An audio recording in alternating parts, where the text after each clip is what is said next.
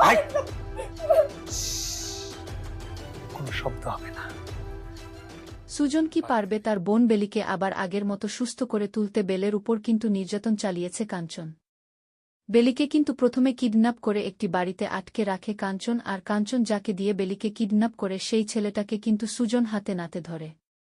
তখন কিন্তু সুজনের সঙ্গে সুজনের খালু যান এবং সুজনের মামাও ছিল। তারা 3 জন মিলে যখন ছেলেটাকে পুরো ধমক দেয়া 2-4টা মার লাগায়, তখন কিন্তু গটগট করে সবকিছু বলে দেয় সেই ছেলেটা।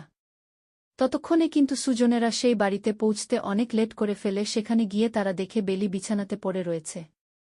সবকিছু জানিয়ে দেওয়ার আগে আপনারা যদি এই চ্যানেলের নতুন দর্শক হয়ে থাকেন তাহলে অবশ্যই চ্যানেলটিকে সাবস্ক্রাইব করে পাশে থাকবেন প্রতিনিয়ত এইরকমই ভিডিওগুলি পেতে।